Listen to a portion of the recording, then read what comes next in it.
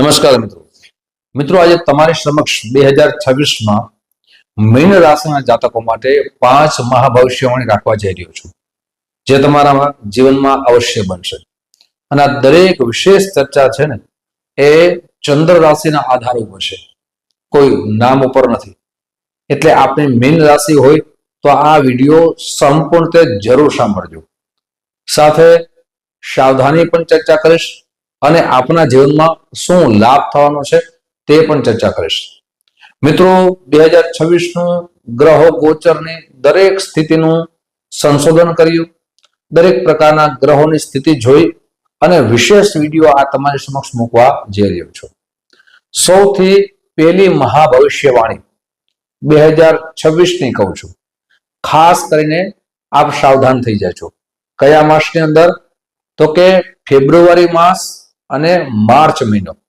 આ 2 માસની અંદર આપને આપણા ઉપર કોઈ પણ પ્રકારનું ફ્રોડ ન થાય. ઓનલાઈન આપને કોઈ પૈસાથી ફ્રોડમાં છેતરી ન જાય, એટલે સાવધાન થઈ જાજો. આ 2 માસ આપણા ઉપર ઓનલાઈન બિઝનેસ કરતા હોય, ઓનલાઈન આપ નોકરી કરતા હો અથવા કોઈ પણ વ્યક્તિ સાથે જોડાઈ જાઓ તો એની તકેદારી રાખજો, જેનાથી આપના જીવનમાં આ 2 માસમાં ઓનલાઈન નુકસાન ન થાય.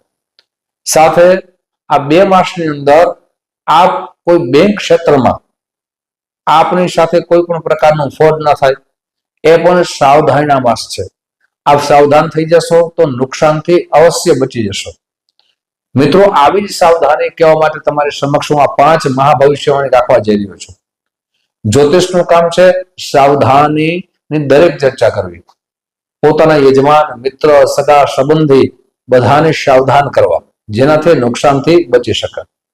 ડરાવવા માટે નહીં, બીક માટે નહીં, સાવધાની માટે છે. મિત્રો, આગળ 4 મહાભવિષ્યવાણી રાખવા જઈ રહ્યો છું, પણ તે પહેલા એક નમ્ર પ્રાર્થના છે. મારા નવા મિત્રો આ વિડીયો જોઈ રહ્યા છો, મિત્રો આ વિડીયો તમને ગમે તો જરૂર ને જરૂર લાઈક કરજો, શેર કરજો. સાથે મિત્રો, ફેસબુક થી આપ જોડાયેલા હો, અમારા આ જે પેજ છે, અકાઉન્ટ છે, એના સાથે જોડાયેલા હોય તો અમારા પેજને ફોલો કરી લેજો. તો આવી જ જાણકારી તમારી સમક્ષ મળતી રહેશે, જેનાથી આપ સાવધાન થાઓ અને નુકસાનથી બચી શકો. અને ચંદ્ર રાશિના આધાર ઉપર છે મિત્રો આપના ગ્રહોની સ્થિતિ. જે 4 મહાભવિષ્યવાણી રાખવા જઈ રહ્યો છું, આપણા ગ્રહોની સ્થિતિ મજબૂત હશે તો તમારા જીવનમાં ચોક્કસ આ રીતે બનશે. પણ તમારી જન્મ કુંડળીમાં ગ્રહોની સ્થિતિ જો અશુભ સ્થિતિમાં હશે તો તમારા જીવનમાં નુકસાન પણ થઈ શકે છે. એટલે સૌથી પહેલા આપણે જન્મ કુંડળી સારા જ્યોતિષ આચાર્યને બતાવી કોઈ પણ પ્રકારના અશુભ યોગનું નિર્માણ આપ કરાવી, પૂજા કરાવી અને તમારા જીવનમાં સુખ ફળની પ્રાપ્તિ કરી શકો છો. મિત્રો, હવે વાત કરીએ બીજા ભવિષ્યવાણીની. તે પણ સાવધાનીની છે. આપણા પરિવારમાં કોઈ પ્રોપર્ટી હોય, પછી પિતા તરફથી હોય, દાદા તરફથી હોય, ભાઈઓ તરફથી હોય, બેન તરફથી હોય, એટલે કે પરિવારમાં આપને 2 માસ મોટો ઝઘડો ન થાય, મોટો વિવાદ ન થાય, આપને કોર્ટ કેસમાં જવું ના પડે, એની આ 2 માસમાં તો ખાસ કરીને સાવધાની રાખજો. જે 2 માસ છે આપના માટે મે માસ અને જૂન માસ. આપને કોઈ પણ પ્રકારનો વિવાદ થાય તો સમાધાનના રસ્તા કાઢવા જોઈએ. આપ જેટલા સમાધાનના રસ્તા કાઢશો, આપના પરિવારમાં કોઈ પણ પ્રકારનો વિવાદ થશે તો આપના જીવન માટે, આપના માટે નુકસાન થવાની પૂરી સંભાવના છે. એટલે નુકસાન આપને વેઠવું ના પડે. એટલે એ નુકસાનથી બચવા માટે ઝઘડામાં આપને પડવું ન જોઈએ. આપણી વાણી પર કંટ્રોલ રાખવો જોઈએ, આપણા સ્વભાવ પર કંટ્રોલ રાખવો જોઈએ. મિત્રો, હું 5 મહાભવિષ્યવાણી કરવા જઈ રહ્યો છું, પણ જે 2 સાવધાની કહી છે એમાં સાવધાન થઈ જાજો. હવે ત્રીજી જે ભવિષ્યવાણી છે એ સકારાત્મક છે. સકારાત્મક એટલા માટે છે કે તમારા જીવનની અંદર આપે ખૂબ મહેનત કરી હશે, પછી નોકરી બાબતમાં, છતાં આપને જે પ્રમોશન થવું જોઈએ, જે આગળ વધવું જોઈએ, જે આપની પ્રગતિ થવી જોઈએ એ થતી ન હોય તો તેના માટે ખાસ કરીને 3 માસ છે. 10મો માસ, 11મો માસ અને 12મો માસ. આ 3 માસ તમારા માટે પ્રમોશનના માસ કહી શકાય, તમારી પ્રગતિના માસ કહી શકાય. તમારા જીવનની અંદર આપ નોકરીની શોધમાં છો, પણ આ 3 માસમાં નોકરી મળવાના સુંદર મજાના યોગ નિર્માણ થઈ રહ્યા છે. સાથે આ વિદેશથી આપનું કોઈ પણ પ્રકારનું કાર્ય અટકી ગયું હોય, પછી ત્યાં સ્થાયી થવા માટે હોય અથવા વિદેશમાં નોકરી માટે હોય, તો એ પણ તમારું કાર્ય આ 3 માસમાં સંપૂર્ણ રીતે પૂર્ણ થવાના યોગ નિર્માણ થઈ રહ્યા છે. પણ મહેનત તો આપણે કરવાની છે, એટલે ખાસ કરીને આ 3 માસમાં સાવધાની રાખશો. આ પ્રગતિ માટે કાર્ય કરશો, મહેનત કરશો તો ઉત્તમ બની જશે. મિત્રો, હવે વાત કરીએ ચોથી ભવિષ્યવાણી.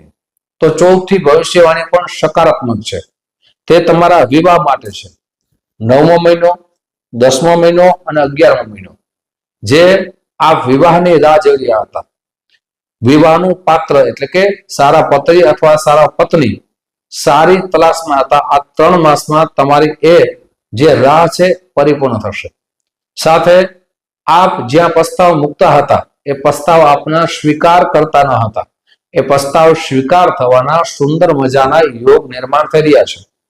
સાથે આપને ખાસ કરીને કોઈ પણ જગ્યાએ આપના મિત્રોમાં જે સંબંધ તૂટી ગયા હોય, આપણો વ્યવહાર તૂટી ગયો હોય, એ વ્યવહાર પણ સમાધાન થવાના ઉત્તમ મજાના યોગ નિર્માણ થઈ રહ્યા છે. સાથે આ જે 3 માસની અંદર છે, પતિ પત્ની વચ્ચે ખૂબ પેલા ઝઘડા થતા હતા, તેમાં પણ આપણા જીવનમાં પ્રેમ વધશે, એકબીજાની કેર કરશો, એકબીજા પ્રત્યેની લાગણી વધશે, એકબીજા પ્રત્યેનો સમય આપશો અને એકબીજાને સમજી શકશો. આ 3 માસ છે એ પ્રેમને વધારનારા માસ કહી શકાય.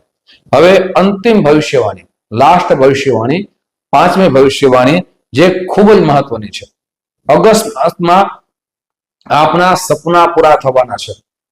જેની રાહ જોઈ રહ્યા હતા કે આ મહિનાની અંદર હું આ વસ્તુની ખરીદારી કરીશ, કોઈના મનમાં વિચારો હોય કે મોટું મકાન લઈશ, મોટી ગાડી લઈશ, અથવા આ કાર્ય પરિપૂર્ણ થશે તો આ કાર્ય કરીશ, એમ જે પણ આપણા સપના હશે એ 8મા મહિનામાં સંપૂર્ણ રીતે પૂર્ણ થવાના યોગ નિર્માણ થઈ રહ્યા છે. આપ જે કાર્ય માટે ખૂબ મહેનત કરી હતી, જે પૈસા પણ વાપર્યા હતા, છતાં એ આપણું કાર્ય પરિપૂર્ણ થતું ન હતું, એ કાર્ય 8મા મહિનામાં પૂર્ણ થવાના યોગ નિર્માણ થઈ રહ્યા છે. પછી આ બિઝનેસ કરતા હો, એ બિઝનેસમાં પણ ગ્રોથ વધવાનો છે. પછી પાર્ટનરશિપમાં હોય તો ભલે આપ કોઈ કંપની સાથે જોડાયેલા હોય, બિઝનેસમાં વિદેશમાં જોડાયેલા હોય બિઝનેસ સાથે, તો તેમાં પણ સંપૂર્ણ સફળતા મળવાના યોગ નિર્માણ થઈ રહ્યા છે. મિત્રો, આજે 5 ભવિષ્યવાણી તમારી સમક્ષ રાખી છે. આવી જ વિશેષ ચર્ચાઓ જે 2024માં માધ્યમ વિડીયો છે, એ ખાસ કરીને મિત્રો તમારી સમક્ષ મૂકતો રહીશ. અને આવી જ ચર્ચા આપ સાંભળો છો, અમને પ્રેમ આપો છો, સ્નેહ આપો છો, તે બદલ આપ સૌનો હૃદયથી ખૂબ ખૂબ આભાર વ્યક્ત કરું છું. ફરીથી મળશો. જય શ્રી કૃષ્ણ. મહાદેવ.